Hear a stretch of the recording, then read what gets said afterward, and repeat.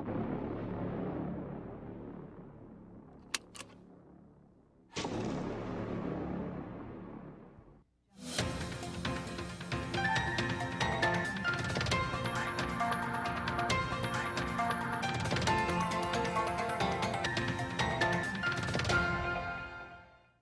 is your WESN News on the hour. I'm Naomi Macnish. Thanks for joining us. Here are the headlines. New EBC members sworn in. Lawyers demand answers on national security reports. 4 arrested after South Oropouche shooting. Commissioner of Police challenges suspension. Legal action looms. Now for the details. Carla Drayton Edwards has been sworn in as a member of the Elections and Boundaries Commission. The ceremony took place on February 4th at the office of the President, where she took the oath before President Christine Kangaloo. A statement from the President's office described Drayton Edwards as a results-driven IT executive with expertise in network support and green IT solutions. She currently serves as CEO of Metropolitan Networks Caribbean Limited. The President congratulated her and expressed gratitude for her service. Attorneys representing 2 men with relatives detained in a Syrian ISIS camp are pressing for transparency in Trinidad and Tobago's counter-terrorism reporting. They have written to the Chief State Solicitor's office, raising concerns about missing intelligence reports and their impact on national security assessments. Reports from the Strategic Services Agency and the Trafficking in Persons Unit have not been presented to Parliament, potentially affecting counter-terrorism efforts. The attorneys argue that without these reports, the government's ability to combat terrorism and human trafficking is weakened.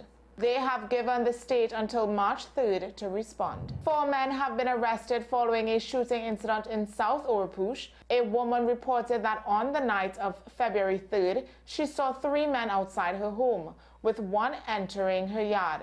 When she peered through a window, he fired at her but missed. Police responded quickly, intercepting a Toyota RAV4 and arresting 4 suspects from Port of Spain, Laventille, Mover and La Brea. A loaded Taurus pistol was recovered. Investigations are ongoing. Meanwhile, in the Eastern Division, 2 men were arrested in a police operation in Toko. One was found with a homemade shotgun and ammunition, while the other was detained for possessing camouflage clothing. Embattled Commissioner of Police Erla Airwood Christopher is preparing to take legal action against the Police Service Commission after it failed to rescind her suspension. Her attorneys, led by Senior Counsel Pamela Elder, argue that the suspension was unlawful and lacked due process. Elder criticized the Police Service Commission for not providing specific reasons for the decision and for failing to present evidence supporting the allegations against Airwood Christopher. The legal challenge follows the Commissioner of Police's recent arrest in connection with the importation of sniper rifles. Elder warned that if the suspension is not reversed, judicial review proceedings will be initiated. As of late yesterday, no court documents had been filed, but Elder confirmed that legal actions is in progress. Well, that's your news to the hour on WESN. I'm Naomi Macnish. Thanks for watching.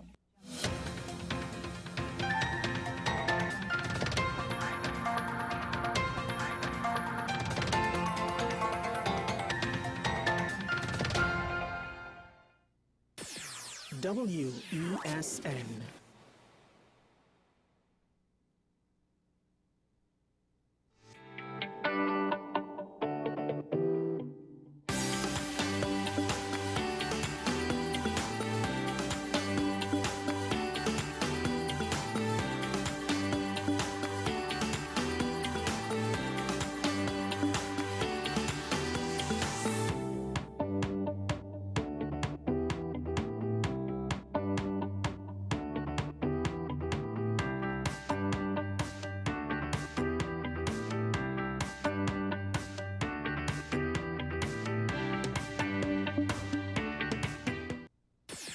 WESN.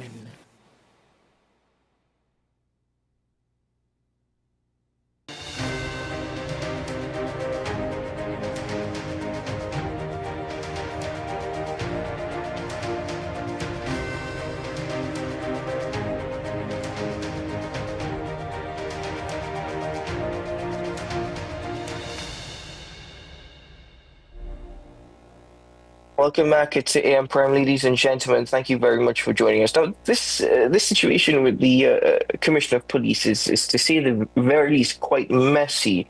But the legal implications, given what her attorney at law, Pamela Elder, indicated following her release on Saturday, is a lot of questions surrounding that. According to Pamela Elder, there seems to be not 1 ounce of evidence against my client. My client was not charged. So exactly what is going on here?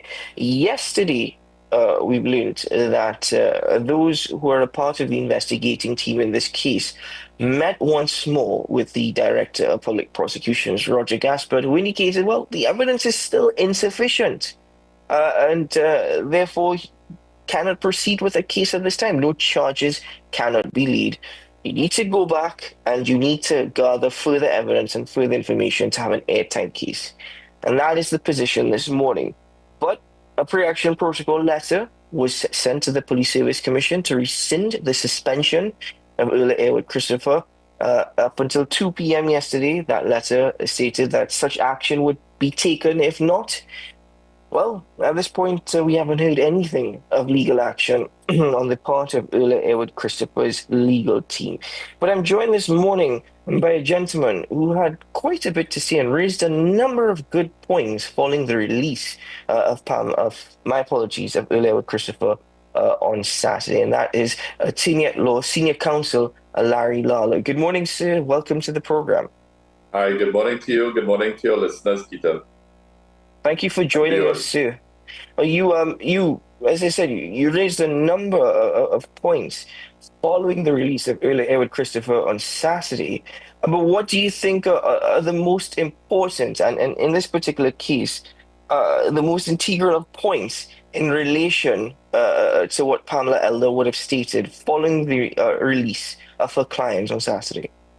Well, I think up to now, or at this point in time, I think the average citizen looking on at what has been happening would agree with me that this whole situation has been very badly managed. Because here you are arresting the Commissioner of Police in the middle of a state of emergency. And it appears as though the case had not been properly investigated and the evidence had not been properly gathered at the time of arrest. And that is very unfortunate. From the information in the public domain, it appears as though the investigation started sometime last year or even earlier. And there was communication between the Deputy Commissioner of Police, Suzette Martin, and the Commissioner. So they have been investigating for some time.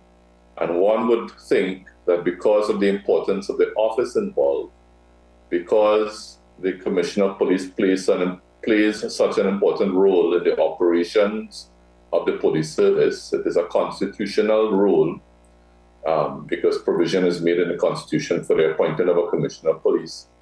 And because we are in a state of emergency, the officers involved and Deputy Commissioner of Police Suzette Martin would not have proceeded to arrest the Commissioner of Police until they were ready to charge. And what we have seen played out since between Saturday and this morning, I read the story in one of the newspapers that you're referring to. It appears as though the evidence is far less than satisfactory and far less than is required in order for a charge to be laid against such a senior office holder. So it's very unfortunate that the TTPS has found itself in this position and it's being played out in the public domain in such a way because, of course, Keaton, you would appreciate it goes the whole issue of confidence in the police service, at a very crucial time in our country's history. Well, to that point that you made in respect to being made aware of this investigation, according to the letter, Mr. Pamela Undersea Counsel indicated that Earl Airwood Christopher was aware last year from November 27 that an investigation was indeed taking place, but never interfered nor obstructed. Then, following this investigation taking place, she was arrested. Does a suspect need to be notified that they are subject of an investigation, or is that unnecessary? No, that is not. It is not necessary. But as a matter of police procedure, before any charge is laid, they would, and after having gathered evidence to, at least to suspect that something has been done which ought not to have been done, they would interview the person involved. So that is normal procedure. What grounds is necessary from a legal point of view to actually arrest somebody? I know that we in a state of emergency, the police have, to a great extent, constitutional powers have increased. But what grounds are needed to arrest somebody, to bring them The into police question? would have to have reasonable cause to believe that an offense has been committed. And if that is the case and they're proceeding to charge, they would need to interview the person before they proceed to lay any charge. Because, you never know in interviewing the person might confess, the person may give you information which may show that that belief that you have is not properly substantiated and you ought to reconsider your position. So it is just a matter of normal police procedure.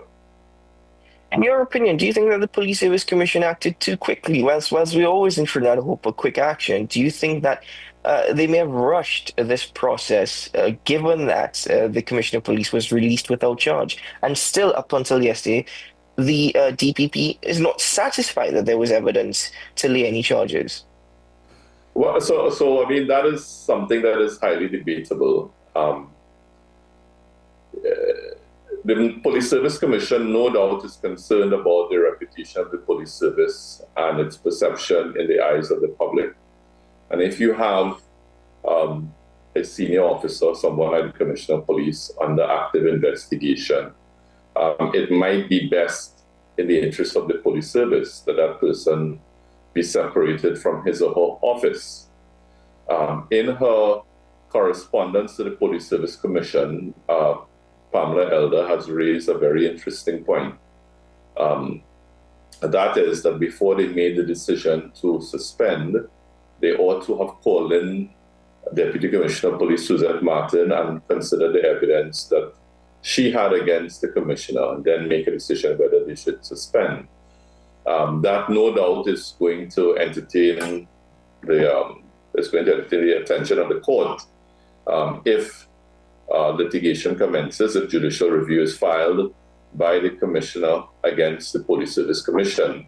And it's going to be interesting to see how it evolves. In the Constitution, which gives the Police Service Commission disciplinary control over the commissioner, there's no procedure set out as to how the Police Service Commission ought to proceed to discipline and exercise disciplinary powers over the commissioner. So it is a matter of what is fair, it is a matter of natural justice, it is a matter of legality, and it will be interesting to see how the court rules.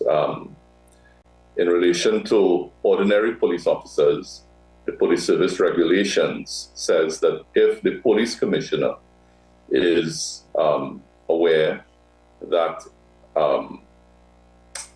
police officer has committed an offense, he needs to make some assessment as to the evidence against the officer before he takes that step to suspend.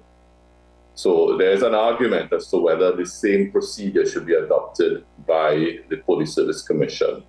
So it is going to be very, very interesting to see how it all unfolds if it gets to court.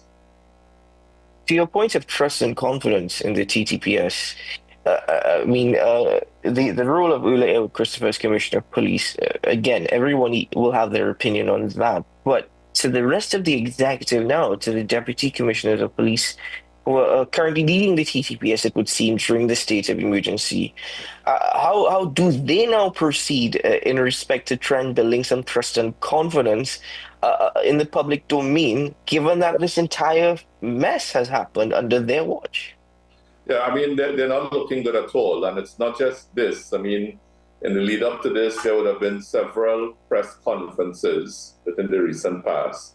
And the average person looking at those press conferences will want to know what is going on in the TTPS. I mean, it's obvious that senior members of the senior ranks of the police service are not good on camera. They don't answer questions very well. Sometimes, you know, the grammar that they use leaves a lot to be desired. And if that is the case, if they know they cannot handle interviews very well, they should hire someone to take questions from the media and answer those questions rather than put themselves in the firing line. Let them deal with the police work, let somebody else deal with the PR work of the police service. So the point is, in the lead up to this incident, public confidence, I believe, was lacking because of how these press conferences and media interviews have been conducted. And then you have this whole incident. So right now, I think public trust and confidence in the police service is extremely low, and that is not good for the country. It's not good for tackling our very serious crime situation, because if the police is to do that effectively, they need to have public confidence. They need to have the public behind them, trusting them, having faith in them, and providing them with information and working with them to solve the country's crime problem. You know, and if they continue like this, I don't know where we would end up, you know, but something has to be done in order to pull back this situation with the police service. Do you think that in respect to the police service going forward and under this particular state of emergency, that it can continue like this? I mean, we don't know if earlier with Christopher is still in a position. The suspension letter was acknowledged, but still stands. House is due to be debated today. There seems to be no sense of leadership in the TTPS right now, even though the DCPs are the ones leading the press conferences. Yeah, absolutely, and you're right. We just cannot continue like this. Something has to be done quickly. I know that the Parliament, I believe, is supposed to meet today in order to appoint an acting commissioner. Benjamin, I believe. I mean, we have seen the videos of Deputy Commissioner Benjamin in his preacher role with his bulletproof vest, and you know, that in itself is an issue. But yeah, something has to be done. Why do you see that as an issue? Well, I don't know why he felt the need to put on a bulletproof vest to go and speak to a congregation. I mean, you know, that is police property. He was not performing a police function at the time. You know, and he made some comments about, you know, he wants to be commissioner. That raises questions in persons' minds as to, well, all right, well, you know, was there a coup in the police service? You know, and separate and apart from Benjamin, that is something that people are asking themselves. Well, look, if you were proceeded to to arrest the commissioner and you didn't have proper evidence, well, was there a coup? Was there a plot to remove the commissioner, you know, and get someone else in her place, or someone wanted a job? All of these are questions floating around in the public domain, and valid questions having regard to the way things have unfolded. And yes, something has to be done to pull the situation back. It cannot go on like this. Could this be, in terms of public relations, could it flipped and be reversed in the sense that it suggests that the TTPS is not afraid to go after their own, even if it means going after the actual head of the TTPS? That listen, when it comes to criminal investigations and criminal probes, everyone is very much will have to answer to the laws of Trinidad and Tobago. Yeah, I mean, and you know, in the early days of the issue, and I say early days, I mean like last Wednesday or so, when the information was floating around that there had been an arrest, people were saying, all right, but that's great. I mean, if the commissioner of police could be arrested, well, that's great. It means no one is above the law. But then as the situation unfolded, people said, well, you know, this thing appears to be a joke, because, you know, where is the proper foundation for this charge? You know, so Yes, there is a positive, but there are a lot of negatives as well, having regard to the way the whole situation has been handled. How do we proceed from here? I mean, how does the TTPS proceed from here? The government, of course, it's really the Police Service Commission with the power and the authority. At this point, the government does not have much, or at least should not have much of a say in this particular situation. But how do these entities proceed? Well, I mean, if DCP Benjamin is approved as acting commissioner today, then he would have to move swiftly to take steps to restore and bring back some sort of confidence in the operations of the police service. How he's going to do that, I'm not sure, but I think it's very important for him to do that. I also think it's very important, Peter, for the investigation into the commissioner to proceed very quickly and let the chips lie where they may. Whether she's charged, whether there's proper evidence for a charge, or whether the investigation is discontinued and she's reinstated. I think we have to move to that point very quickly in order for the public to have some confidence in the system. If there's really no evidence against the good lady, then this nonsense should stop and she should be reinstated in her office and continue to the rest of the term. Let us not pretend that there was a lot of confidence in the commissioner in the first place. People had a lot of issues. I publicly called for her to be fired because I don't believe she was doing a proper job. But to our credit as a nation, I think the vast majority of us have raised concern over the way it has been handled, because though we may think she was ineffective, we do not like seeing people being treated unfairly. And, something has to be done very quickly by having this matter resolved one way or the other, so that people could say, well, all right, yes, there was some level of fairness. If the Commissioner of Police is to be reinstated, and all this is still up in the air, we'll see what happens throughout the course of the day, in the week ahead. But does that suggest that there may be a need for a probe into how this investigation was handled and how matters unfolded?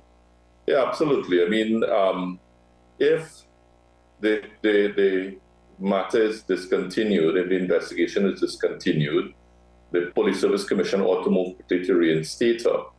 And then they would have to conduct an investigation into the activities of the DCPs, because those are the persons the Police Service Commission has jurisdiction over, disciplinary control over, the Commissioner of Police and the Deputy Commissioners of Police. And it appears as though the deputies have been involved in this investigation, at least one deputy for sure. And yes, the Police Service Commission would have to conduct an investigation into this to see whether there's need to discipline that deputy. Also, ironically, if the commissioner is reinstated, she also has disciplinary control over officers below the rank of deputy. It will be interesting to see what happens in relation to other officers who are involved in the investigation. I think though if she is reinstated, she would want to assign that task of investigation and even deciding upon discipline to other officers below her, rather than take the lead in that, because obvious conflict of interest issues would arise. Indeed. Mr. Lala, thank you very much for joining us on the program this morning. Thank you for sharing your thoughts with us. This is a developing situation, and every day seems as though there's some new development with it. So certainly there's a lot more to speak about, and not necessarily in a good way. But at this time, sir, thank you very much. You're quite welcome. Have a good day. You too, sir. All the very best. Senior Counsel Larry Lala joining us on the program this morning to share his thoughts and opinions in respect to this particular investigation. As I've mentioned, it seems as though every day there's a new development. The latest is the DPP has stated once more, following conversations with members of the investigative team yesterday, that there is still insufficient evidence to charge Earl Edward Christopher. That being said, the Police Service Commission have acknowledged the letter from Pamela Elder being instructed by Russell Warner to rescind the suspension of Earl Edward Christopher. And whilst they have acknowledged such, they have not rescinded it. They had up until 2 p.m. yesterday, according to the pre-action protocol letter. At this time, I am unaware of any legal proceedings being applied on the part of Earl Edward Christopher. The House of Representatives is due to debate today in Parliament from 1:30 p.m. The appointment of Junior Benjamin as acting Commissioner of Police. So between now and that time, should we hear anything, of course, you can stay tuned to WCSN throughout the course of the day to bring you the latest developments. At this point, the next few hours are quite crucial indeed as it relates to this particular investigation, this particular matter, but nothing further beyond the DBP stating, sorry, nothing that we can do to continue, or nothing we can do to actually lay charges. Right, ladies and gentlemen, we're going to take a break here on AM Prime. I want to return. Well, we've got Ricardo Mead, and we've got a Wild Wednesday in line for you. And surprise, surprise, there's a possibility that there'll be new editions of Wild Wednesday on AM Prime quite soon. So that's some exciting news to share with you in due course. But for now, enjoy a recap of some animals we've had with us previously. You'll see that right after this.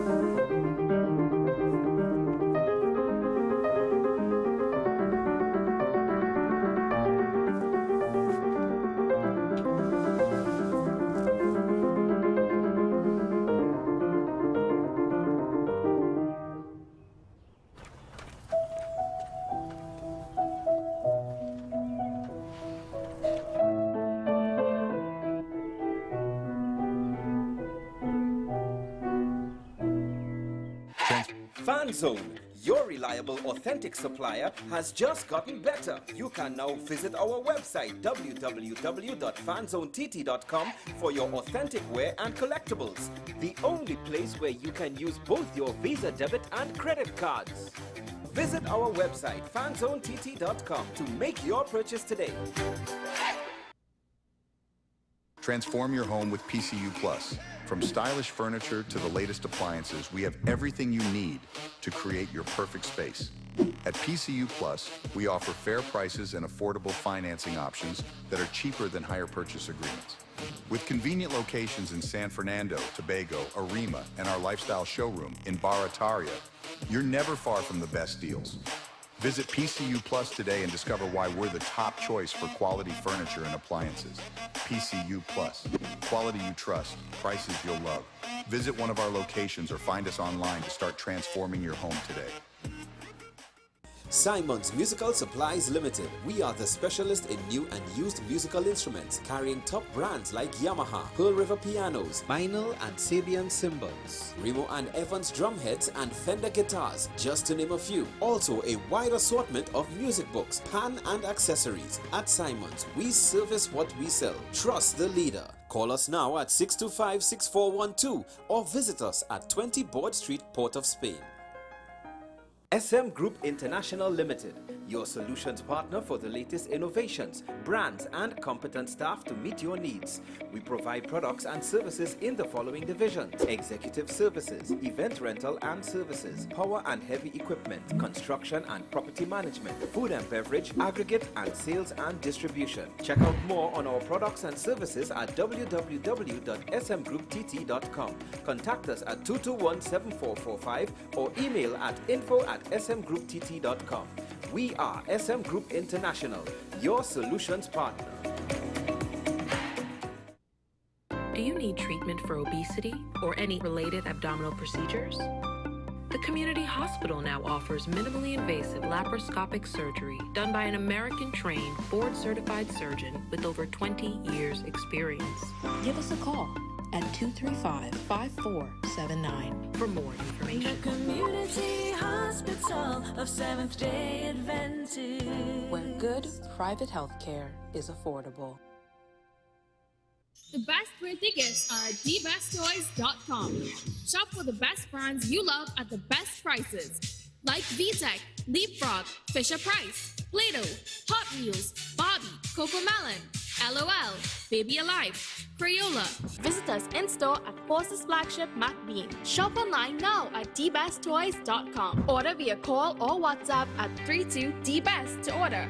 And remember, we have the best toys at the best prices.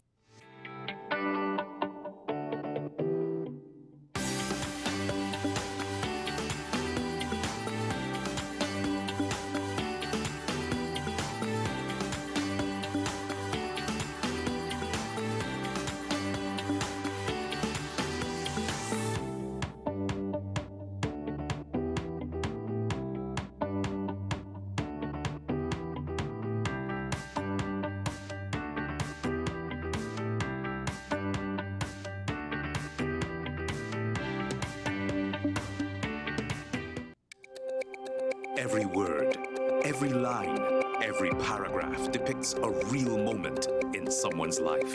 A father, a sister, a mother, a brother. We at Newsday are dedicated to you, the people, and through independent, unwavering journalism, strive to always bring your stories to life. Because your stories are more than just words. Newsday, independent and credible.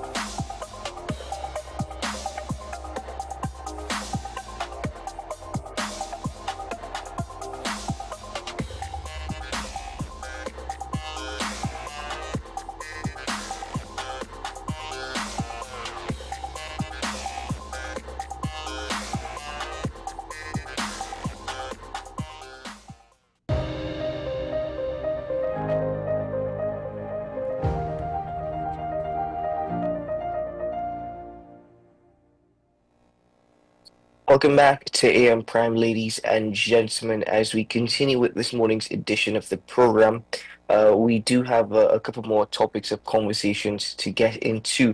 Now, this particular conversation focuses on a state-owned Paria Fuel Trading Company Limited announcing an agreement with Petrojam Limited for the supply of very low sulfur fuel oil. The preliminary arrangements, according to Paria Fuel Trading Limited, encompasses a 6-month contract with a maximum total volume of 450,000 barrels at an estimated cost of US $50.2 million, determined by prevailing international pricing. Now, the reaction from this has been mixed, but there have been those who have expressed a number of concerns as it relates to this agreement. Particularly the fact that Transvago is now importing from Jamaica. And, well, The general consensus is we've become a laughing stock, but have we been too quick to negatively react to this? Could it be beneficial on the basis of what the information Paria shared with us? Could it be beneficial to Trinidad and Tobago, and by extension, our economy? Well, someone who is more qualified to answer this question joins us on the program this morning, a former Minister of Energy and Energy Affairs, Carolyn C. Beechan. Good morning, Ms. C. Beechan. Thank you for joining us. Good morning to you and to your listeners, and thanks for having me. It's a pleasure being here. Beechan, and it's a pleasure to have you join us for the early morning shift. But Ms. C. Beechan, what was your initial reaction to this agreement when Paria announced it? Did you yourself express a great sense of concern, or do you think that this is something that is very much beneficial to TNT and our economy? Well, to begin with, let me just say that the bunkering business is good business for Trinidad and Tobago, and therefore the supply of bunkering fuel. It is expected that this will be sold to, and for there to be a profit, and most likely foreign exchange as well. Of course, Petrojam is now a refinery, a 38,000 barrel per day refinery, and it's important for us to understand where we are today. We are now importing refined products, So going forward, I don't think there's anything wrong with this deal once the price is right. I understand the importance of trying to treat with CARICOM and ensure that we have CARICOM trade, we improve our energy security in the region. But bunkering is good business for Trinidad and Tobago.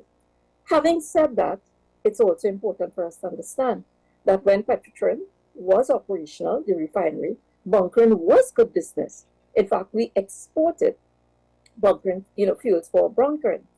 In fact, when I was as far back as 1995, 1996, when I was chairman of National Petroleum, we used to purchase from Petrotrin and transport by tankers throughout the region. Because of the cruise ship industry, the locations that we are in, bunkering is good business. In terms of the refinery, they made a very healthy profit margin with respect to bunkering fuels. It begs the question, however, that all the issues that surround, the closure of the refinery come back to the fore for me. If you look at where we are talking about Petrojam, we're talking about a 38,000 barrel per day refinery. Tell me something. Did that refinery, does Jamaica produce oil? No. The answer is no.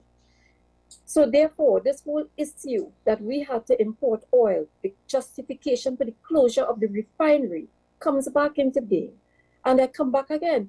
They are operating as a refiner. They are operating as a merchant refiner. This is Petrojam. They are importing oil. They may be very well, one day importing from us if they're not already doing so, refining it and exporting that refined product back to Trinidad and Tobago.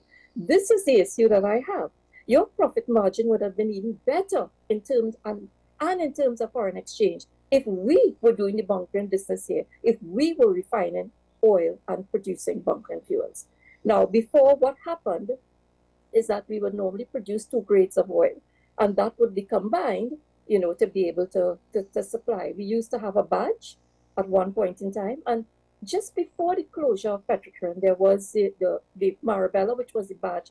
So normally what will happen, just to explain, they would normally blend it on the batch before you deliver to the ships themselves, just to put it back into layman's terms. Now, what had happened is that there was a retirement of the old batch called Marabella. And if you look on the news, I saw this article this morning on Loop. In 2017, Petrotrin had announced that it was re-entering the business of bunkering. And that they had, I think they had outsourced, or they had sourced a temporary wet lease of another charter, or I think it's a wet lease charter. I'm looking at it, the Bmobile tanker in 2017, which is what they were going to be using to be able to rebuild or reinitiate the bunkering business in Trinidad and Tobago. So I didn't understand, all of this was in the going. So we were starting back business. But here it is. We had the closure of the refinery. And yes, Paria will be making a profit on this, I am sure, hopefully, yes, that they, based on the pricing that they obtain from Petrojam, they will be able to move forward. The second issue that we have to understand is that there was some reference to the grade, the quality of the fuels that are being imported. So, for example, there's some quote, you said it just now, there's a very low sulfur, but there's also high sulfur. And at that point in time when we were doing bunkering business, you know, we were at a 2%. There were concerns. The international specifications for the maritime industry was moving forward, and there was a requirement for a lower sulfur fuel. In fact, what happened there is that is one of the reasons why we moved in Petrotrin to construct what was called the ultra-low sulfur diesel plant.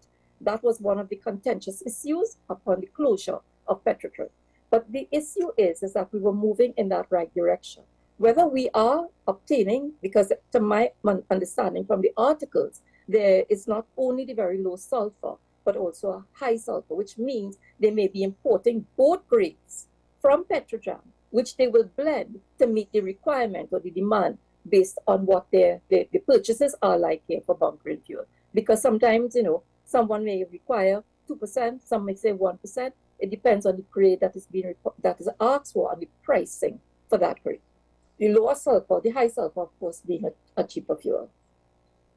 According to the Minister of Energy and Energy Industries, Stuart Young, this works out well because of the pricing. In fact, Jamaica is a net importer, and the mere fact that we're able to acquire this deal in terms of the pricing and the availability of fuel, it works out really well for Trinidad and Tobago. In the long term, it's going to allow for greater profit margin from Paria Fuel Trading Company Limited. But he also justified this by saying it allows for greater regional integration. It also allows for a great trading partnership with Jamaica because of our surplus, our trading surplus with Jamaica. Are you satisfied with the justifications given by the minister in relation to this particular agreement? But we don't know the details of the agreement. So we are not aware whether or not, I mean, if we go on what the minister is saying, if they were able to obtain these cargoes at pricing and they are able to go into a long-term contract, and the pricing is based on international pricing, or even better, then of course there will be improved profit margins, you know. But and I started off by saying bunkering business is good business for Trinidad and Tobago. We do need bunkering, and there will be a profit margin for Paria in this. However, the point I am making is that if we were refining it ourselves and producing this as a refined product, our profit margins would have been even greater, and it would have been in foreign exchange. And it's interesting because in Paria's announcement, they were quite quick to address concerns in relation to the closure of the refinery, and they stated that citizens are reminded that unfortunately the refinery was operating at a significant loss, had become unsustainable. This led to the restructuring of Petrotrin, the creation of Heritage Petroleum and Paria Fuel Trading Company, which now operates profitably. So Paria themselves were very quick to address this in their own release in relation to this agreement with Petrojam. Well, I have been on this program several times, and I have spoken to the issue of the closure of Petrotrin. I will forever dispute what is being said there in terms of the refinery. The refinery, as far as I'm concerned, was always in a positive cash flow position.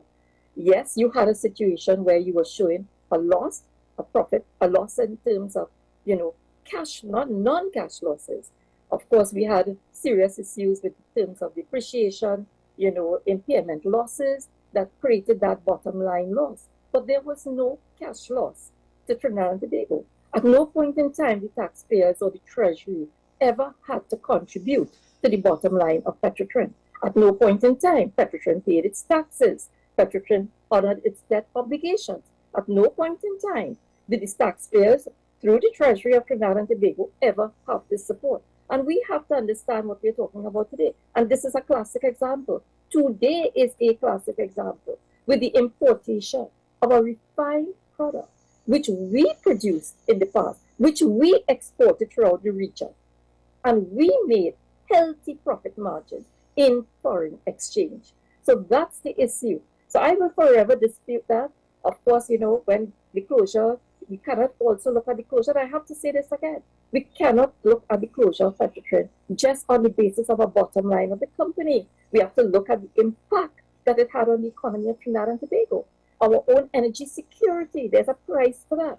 We have to look at the issue of employment, what it did to employment, our skilled employers, skilled employees. What happened to the industry, the small contractors? What happened to your fence line communities? What happened to your pension plan? What's happening right now to the burden on the health system, the public health system, when all of these people, 5,000 employees, with their family members, almost 20,000 people are now had to be absorbed in the public health system when it was before. So when I talk about the impact, and I'm not just, and I think sometimes people think it's only the impact on South Trinidad, San Fernando, and its environs. No, we're talking about Deep South, Paliseco, Faizabad, Penal, those areas, all where Petrotrin operated. So I will forever dispute it, and it is there, black and white. If ever you look at the accounts, there was never any cash losses to Petrotrin.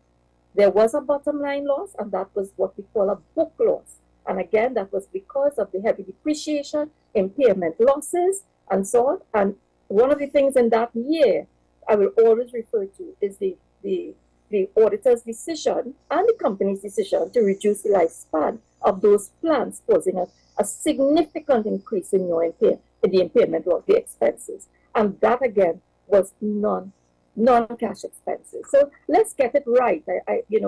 We continue to repeat this narrative over and over, but it's unfortunate. The company itself, the refinery, and I will also indicate that there was this talk about equity crude. We did not have enough. It was 165,000 barrels. Yes, and yes, our production locally was not enough to support the refinery, and we had to import.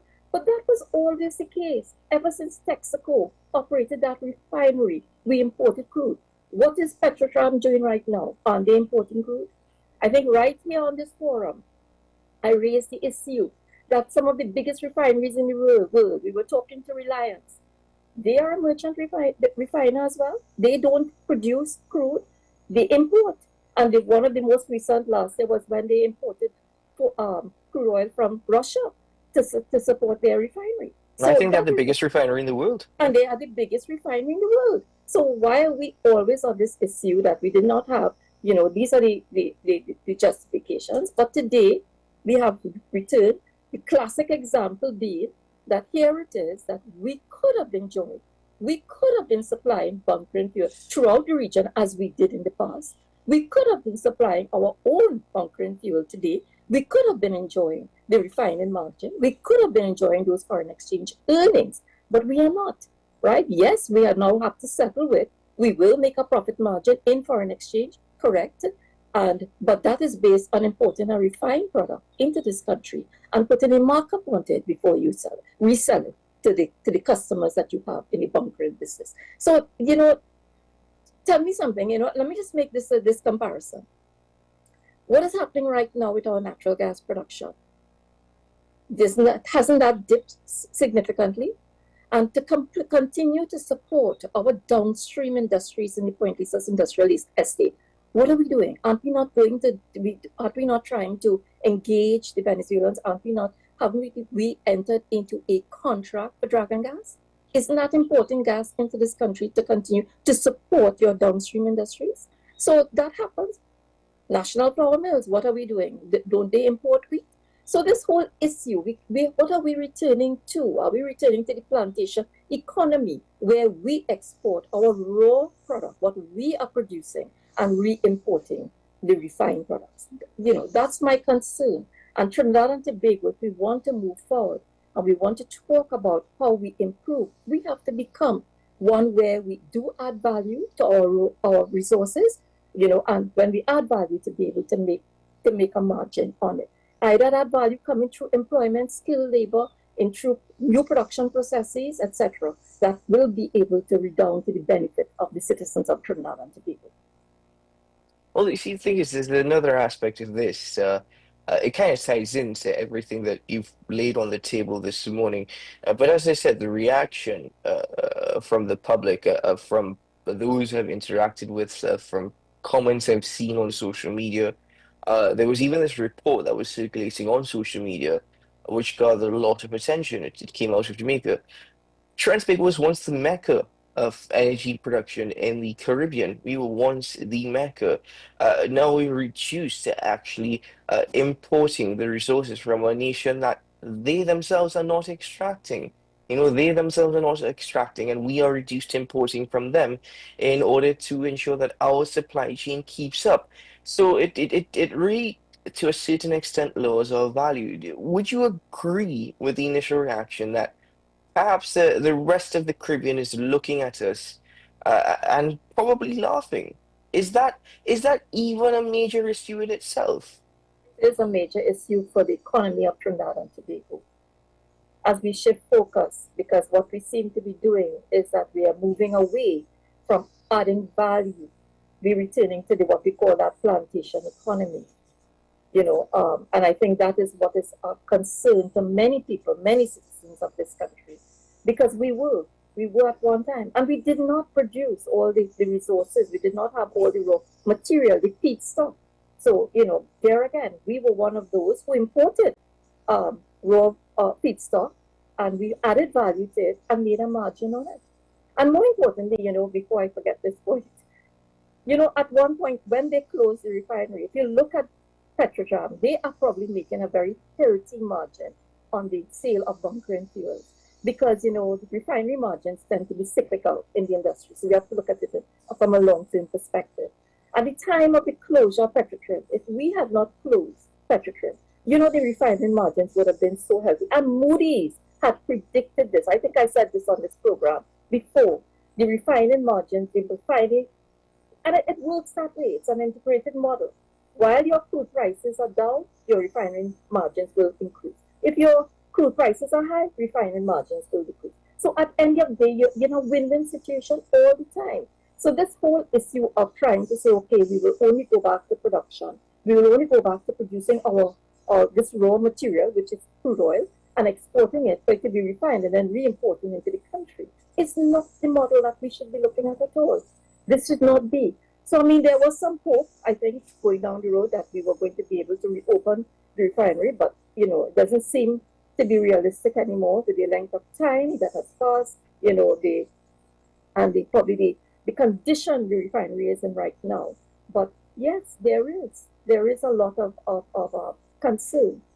The other issue is that as Jamaica moves forward as well to replace, I saw this in one of the articles, they have moved towards, so in the past, throughout the region, the fuel oil would have been used as a heating, what we call, in temperate countries as a heating oil. But in the Caribbean, it was used to fire your power producing plants. Today, they have displaced that using LNG. So you now have a lot of that fuel available for bunkering. So this is why they are able to develop that export market for themselves. Jamaica is also very much positioned, and I was looking at a report earlier this morning. They're positioned, and CARICOM had done a study to look at Jamaica becoming the hub for bunkering because of this proximity to the Panama Canal. So, all of that is in play, and again, to, the mere idea, nothing is wrong with that as we strengthen the region, the CARICOM region, in terms of protecting our own energy security and in terms of developing trade, economically. It has November 30th, 2018 is when the refinery shut its gates. It has been just under 7 years since. In that aspect, Trinidad and Tobago has lost a significant amount of foreign exchange on a monthly basis, just trying to maintain the assets. I believe it's $500,000 a month that is spent to try and maintain the existing assets. Although there is conversation about the cost of even having to restart a refinery. At this point, where we find ourselves, a nation, what do you think is the best solution going forward? What do you think is the better value for Trinidad and Tobago in the long term? I fail to understand. Yes, I would imagine any investor coming in now, it's every year that passes, every 6 months that passes, the feasibility of reopening that plant technically and financially becomes, it reduces, it becomes less and less attractive. But there is still some, some hope, and I think there's still some value to reopening a facility like that, even if on a limited scale, because of look at what we just spoke about throughout this interview. The mere idea of producing bunkering fuels, we would have been enjoying those margins. And as we, earlier as I said, which was predicted by Moody's, which I've said several times on this program, we would have been enjoying refining margins all the way. So the mere idea, I think Trinidad and Tobago has to have a significant shift in its thinking, how we chart that journey going forward. Do we want to become just that plantation economy anymore? Do we want to reestablish ourselves in a way that will take our economy in a new direction? Is it that we talk about manufacturing, we talk about adding this value, to be able to gain on the margins, to make a profit, import feedstock, add a value to it through employment, skilled labor, through, other processes, re-engineered processes to be able to make a profit, and not only in local currency, but possibly in foreign exchange. So there is still some value.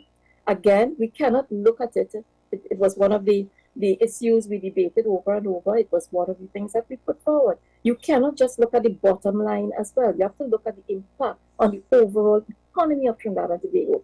The social impact as well, the families, the employment, the created employment. You just raised an important issue. Look at the amount of money that has been spent. If we add it up over the years and maintaining this facility in an idle state, could that money have been better used even to break even in a refinery and say, okay, that we can pay jobs? What has happened to all the skilled employees from Petrotrin? Where are they now? Have they been absorbed internationally? We've lost all of that.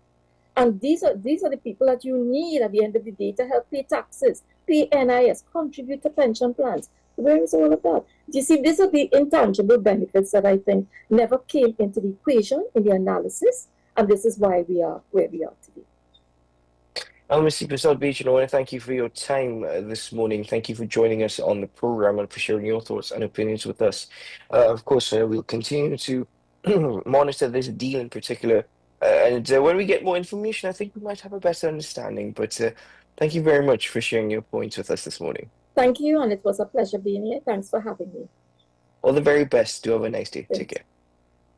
Ladies and gentlemen, we take a break here on AM Prime. Still a bit more to get into this morning, but as I mentioned, we'll continue to follow up developments in relation to this particular agreement between Para Fuel Trading Company Limited. As Mr. Prasad Bechan pointed out, we don't know the details of the agreement other than 450,000 barrels approximately, US 50.2 million over a 6-month period. But at this time, we patiently wait more information. So we take a break and we will return shortly. Stay with us.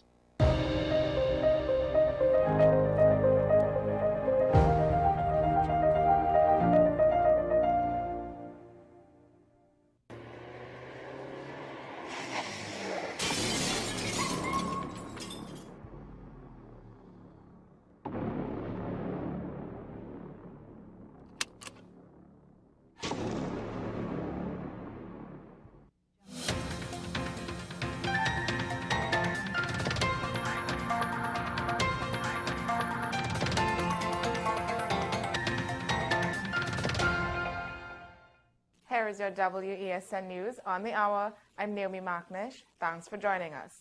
Here are the headlines. New EBC members sworn in. Lawyers demand answers on national security reports. 4 arrested after South Urupush shooting. Commissioner of Police challenges suspension. Legal action looms. Now for the details. Carla Drayton Edwards has been sworn in as a member of the Elections and Boundaries Commission. The ceremony took place on February 4th at the office of the President, where she took the oath before President Christine Kangaloo. A statement from the President's office described Drayton Edwards as a results-driven IT executive with expertise in network support and green IT solutions. She currently serves as CEO of Metropolitan Networks Caribbean Limited. The president congratulated her and expressed gratitude for her service. Attorneys representing 2 men with relatives detained in a Syrian ISIS camp are pressing for transparency in Trinidad and Tobago's counter-terrorism reporting. They have written to the Chief State Solicitor's Office raising concerns about missing intelligence reports and their impact on national security assessments. Reports from the Strategic Services Agency and the Trafficking in Persons Unit have not been presented to Parliament, potentially affecting counter-terrorism efforts. The attorneys argue that without these reports, the government's ability to combat terrorism and human trafficking is weakened. They have given the state until March 3rd to respond. 4 men have been arrested following a shooting incident in South Oropouche. A woman reported that on the night of February 3rd, she saw 3 men outside her home, with one entering her yard. When she peered through a window, he fired at her but missed. Police responded quickly, intercepting a Toyota RAV4 and arresting 4 suspects from Port of Spain, Laventille, Mover, and La Brie. A loaded Taurus pistol was recovered. Investigations are ongoing. Meanwhile, in the Eastern Division, 2 men were arrested in a police operation in Toko. One was found with a homemade shotgun and ammunition, while the other was detained for possessing camouflage clothing. Embattled Commissioner of Police Erla Airwood Christopher is preparing to take legal action against the Police Service Commission after it failed to rescind her suspension.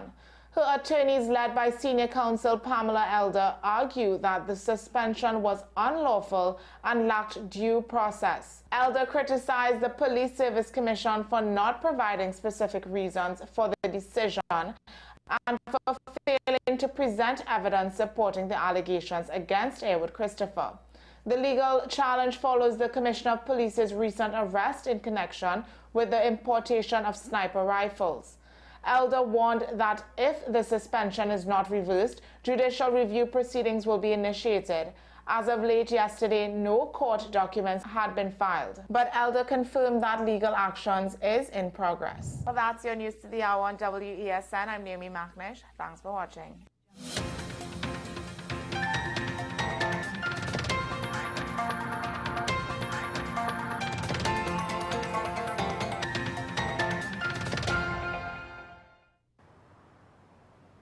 Bill and Ruth fell in love with the Benjamin Moore color Dry Sage, but they tried to match it using another brand's paint. I mean, it's close enough. Almost identical, really.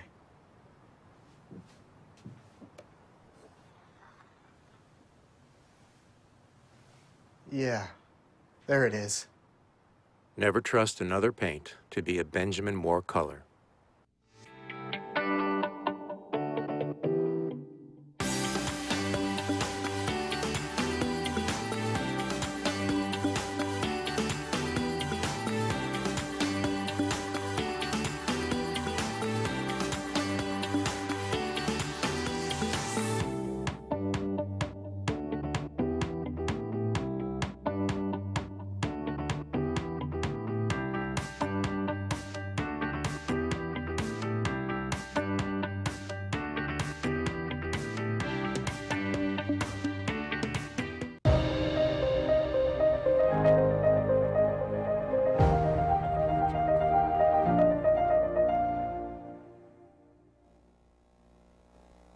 Welcome back to the program, ladies and gentlemen. Thank you for being with us this morning. We are now shifting our attention to health and well-being. Particularly, we are welcoming back a guest who has been on the program previously to speak about the issue of declining birth rates in Trinidad and Tobago.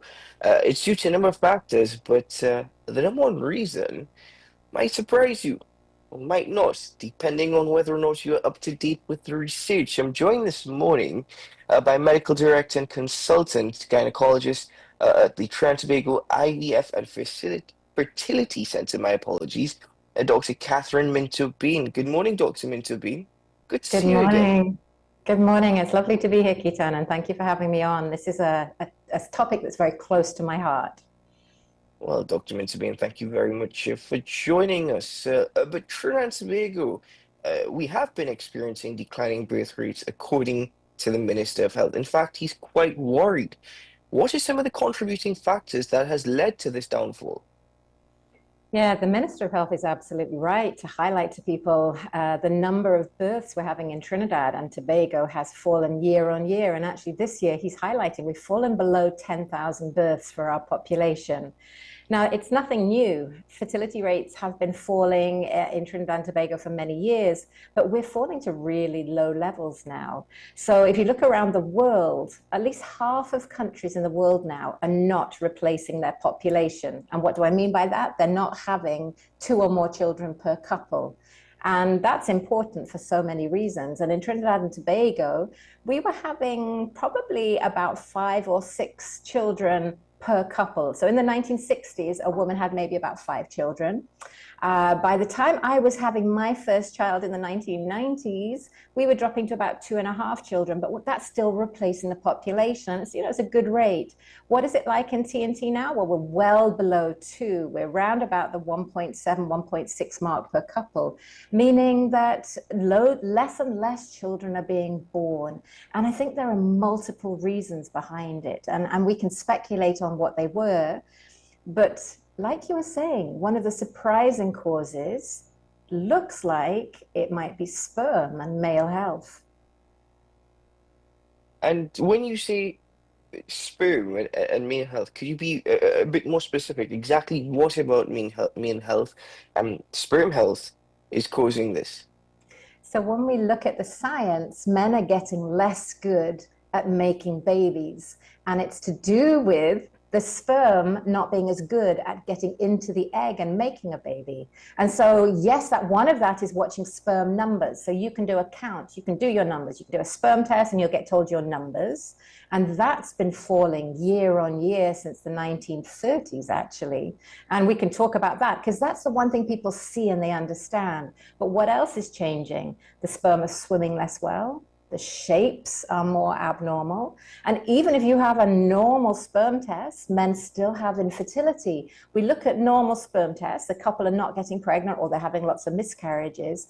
And we see that the sperm, when we do one of the advanced sperm tests, has really low quality. The genetics inside the sperm is all mashed up. And basically the sperm can get to the egg, it can get inside it because it's got good numbers and swimming, but it's not able to make a healthy baby.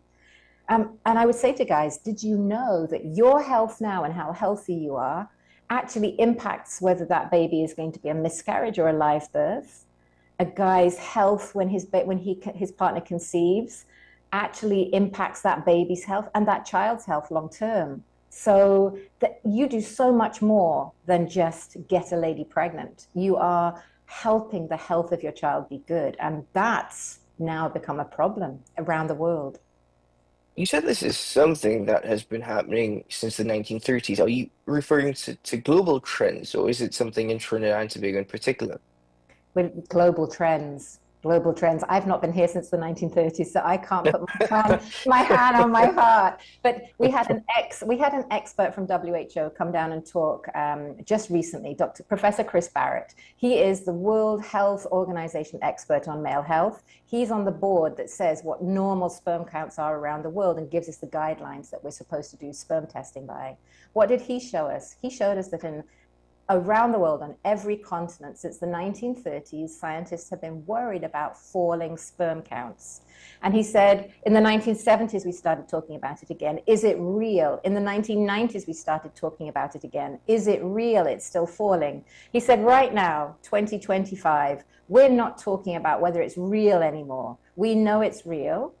And what we can see is it's getting worse more quickly. So the pace of drop in men's sperm counts is getting quicker. And the public doesn't seem to know it. It's almost like we're not talking about it enough. So he said the public should stop talking about whether it's real and say, okay, scientists are saying our sperm counts are getting lower. And the question is, when are human males all going to become infertile? And if you look at the data, when do you think that might be? I'm not going to take a guess at that. I mean, if it's declining since the 1930s, and in Trinidad and Tobago we're having less than 10,000 births a year, you're gonna have to tell me, and this is something, as you said, around the world, about half the population around the world, they're seeing a declines, their falls in their birth rate. So you'll have to tell me. So he reckons 2045. Right around the corner, 20 years is when all males are going to become infertile. If the current rates keep going, and if we predicted this in 1990, it would have been much later. And in fact, in 1990, we were worried about population growth. But if we look at it, it's gone quicker. What they predicted in 1990 has got worse quicker. So why is it? I mean, people say to me, okay, why is this happening? Well, your health reflects everything that's wrong and poisoning the planet. Our bodies are exposed to everything the planet is exposed to. If we're poisoning the planet with climate change, and I mean, you pick one thing and I'll say, yes, that affects male health, but your sperm shows it first. It shows problems in your body long before you get cancer or have a heart attack or have a stroke. It's the most sensitive marker. It's the canary in the coal mine. You know, the coal miners used to take down a canary that would die when the oxygen levels went low to warn them. That's our sperm. That is absolutely incredible. I did not know that. But it's, as I said, it's something that I'm aware of happening globally. Recent conversations focused a lot on male health and sperm health, and for example, the toxins that we're exposed to, and even the foods that we consume, uh, because as you mentioned, everything is becoming well contaminated with not so good stuff. It is affecting our reproductive health. Is that true? Absolutely, it's true. There was a shocking study that showed for the first time microplastics in human placentas. That sickens me to my core. The fact that, look, it's getting to the fetus, and we can now see it. It's not just in fish and birds, it's in us. And Keaton, it's not just that. Every product you put on your body, I mean, you're looking beautiful this morning, much nicer than I am. I would imagine, you know, you've got deodorant, you've got moisturizer, you've got hair gel, you've probably got something you put on your beard to make it look so lovely. I wish my son would. His beard is very ragged.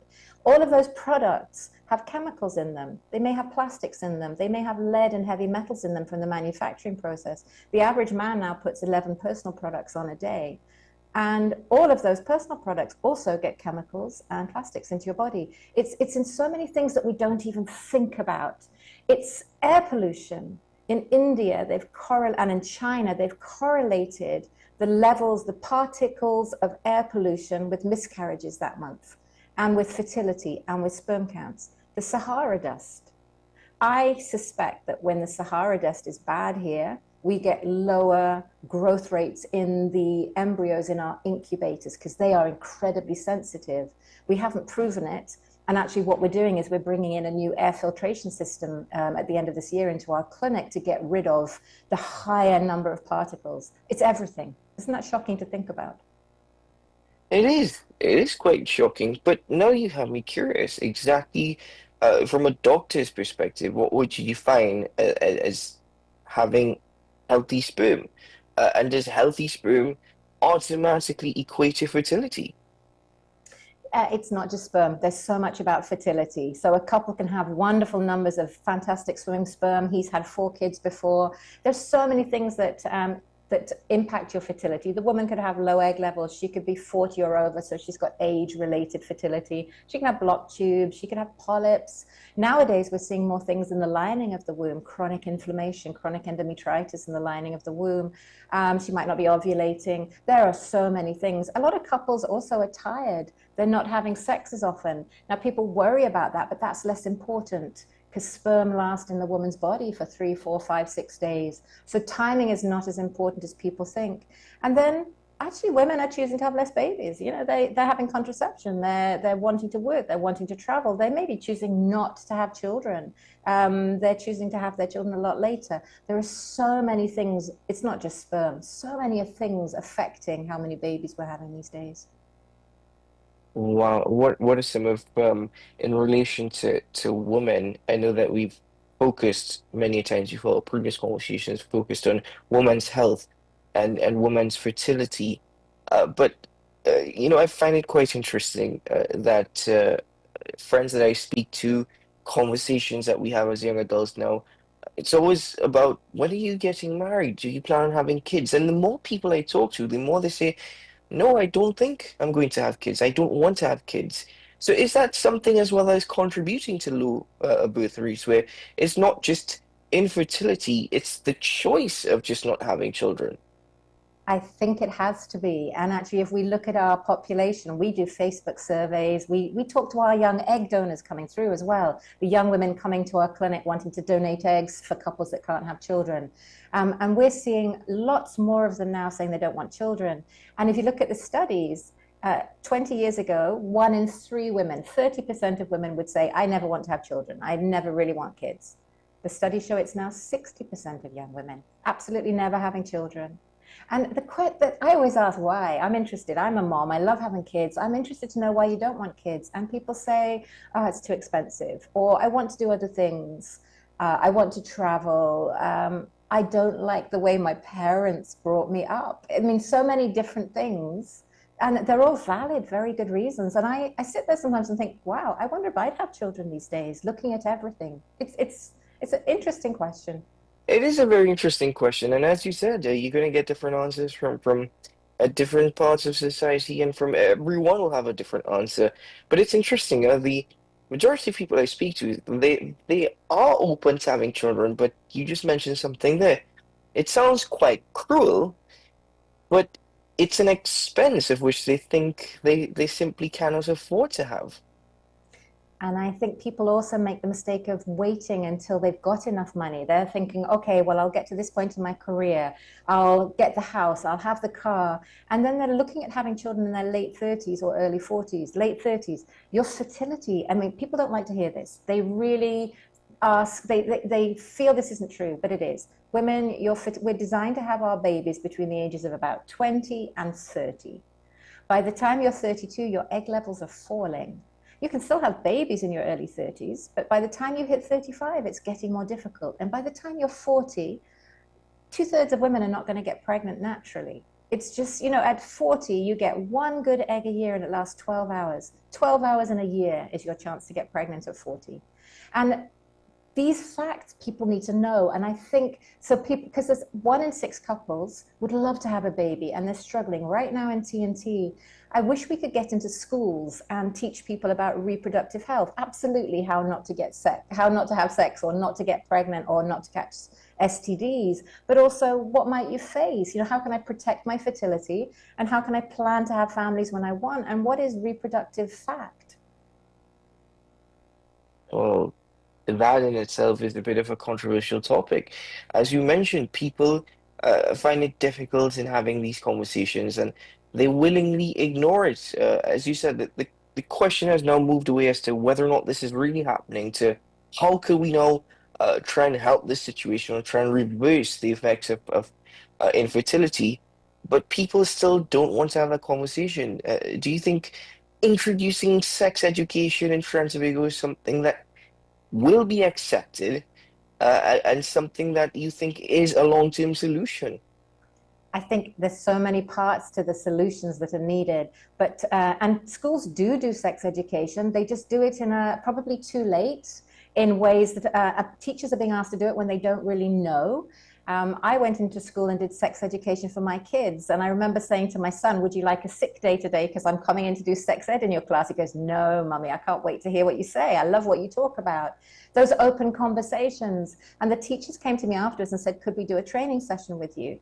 We just didn't understand a lot of that. And what you're saying is not stuff that we know. So I think it's not, should it be done? It's how can we do it better?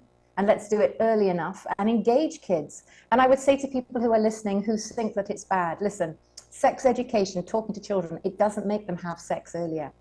And the reality is people are having sex far too young. They're already doing it. You just don't know it.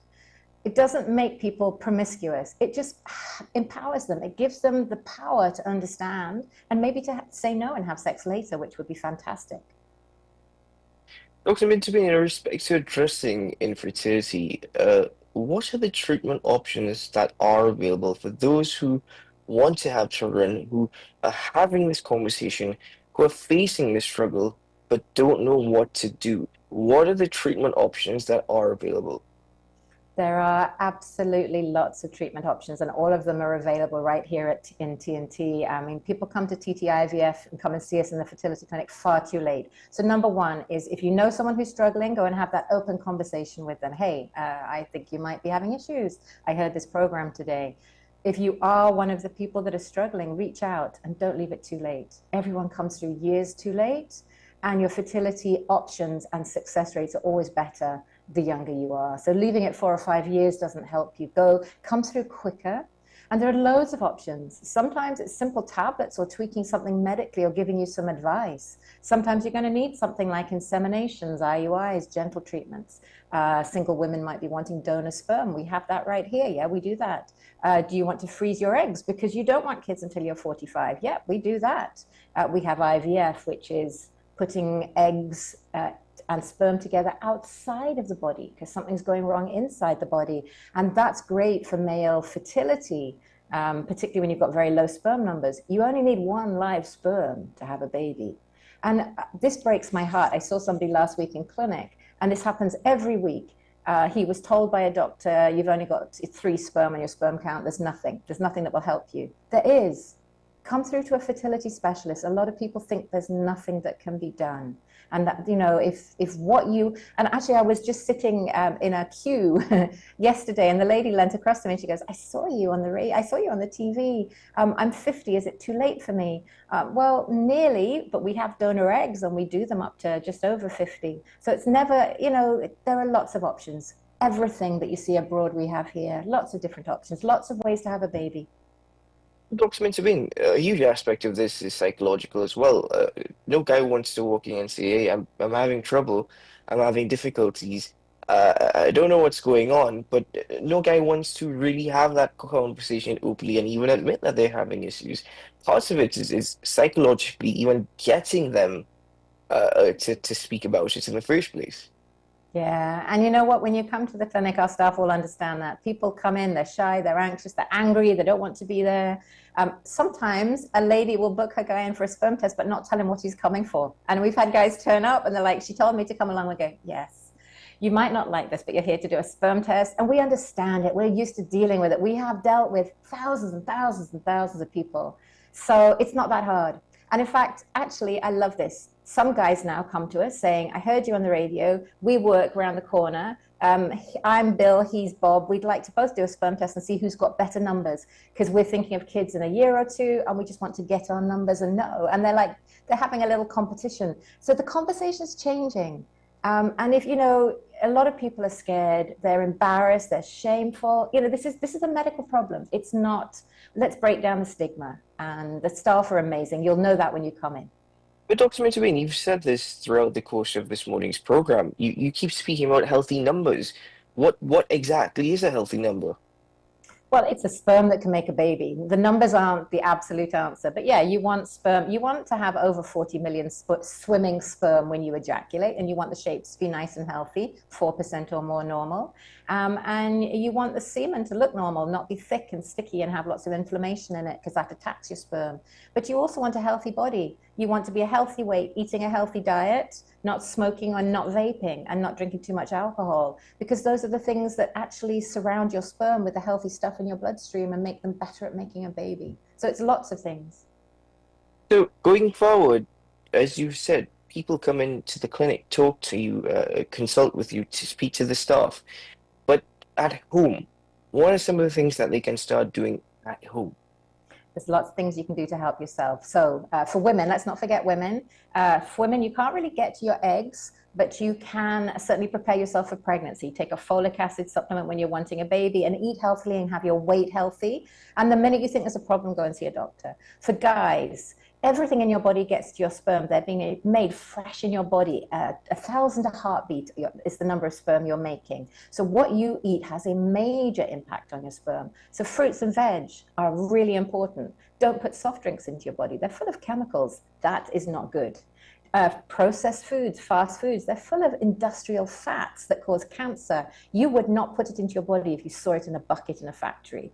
Don't put it into your body. You know, really minimize fast foods, processed foods, cook yourself, put good things into your body. Alcohol's a poison. Smoking is a poison with over 200 appalling chemicals in it. Vaping is a poison. These things are not supposed to be in your body, so don't smoke, don't vape, minimize alcohol. Exercise, sleep, good mental health, that helps your body work well. You know, we all know the things to be healthy, actually. So the more you do them, the healthier your sperm are. Well, Dr. Mintabine, I think that is an appropriate way to end this morning's discussions. I want to thank you very much for joining us on the program. Thank you once more for taking the time to bring a sense of education and awareness and really create a space of comfort where people can listen and hopefully start a conversation of which they were quite nervous to have previously. So, Dr. Mintabine, thank you very much for that. Keaton, thank you for having us on. It's a pleasure to be here, and it's actually a joy to be able to talk and get information out there for people. It's something we really appreciate. Thank you. Always a pleasure. Thank you, Dr. Mintabine. All the very best to you and the rest of the team at the clinic who work so hard to help everyone who is struggling. Thank you. Thank you. Ladies and gentlemen, Dr. Catherine Mintabine joining us on the program this morning, and always a pleasure to have her on, and we thank her for making herself available and to have these conversations. It's not easy, it's quite difficult, and I know there's some out there who might want to deny that this is happening, or even just try to not think about it at all, because for some, if I'm being honest, it is taboo, but that's exactly what we're trying to do. We're trying to break that chain of thinking, and we're trying to bring a sense of education and awareness and let you know that there are solutions. There is an understanding that there's a psychological aspect to it. It's a huge part. In fact, Dr. Mintabine said good mental health and rest is key to overall health and well-being and fertility. So there is an understanding that exists, but know that there are avenues, there are doors that allow you to speak, to seek some advice, to seek some sort of comfort, to seek ways going forward in a positive, healthy manner. It's available to you, utilize it. Anyway, ladies and gentlemen, that's it for AM Prime. Thank you very much for joining me this morning. Thank you to all my guests for being on the program, and of course to my team in Ryan Gomez-Burke, Mal Wood, and of course Naomi McNish. Tomorrow morning, who is that gentleman on the screen? Where did he come from? Tomorrow morning, it's going to be a special edition of AM Prime. It's going to be, well, it's going to be a bit of, you're going to see some new faces on AM Prime tomorrow and from next week, Monday. So hint at that. But we'll introduce you to them tomorrow morning, ladies and gentlemen, so stay tuned for that. But until then, remember, today is a good day to have a good day. We'll see you again very soon. Bye-bye.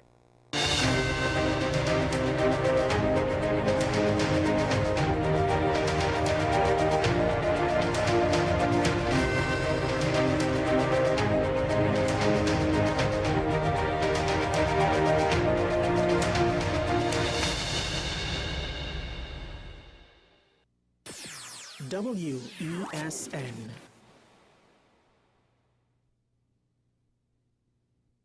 Between the Bank and the Gutter, a novel about street dwellers in Port of Spain. This is a book to make you both laugh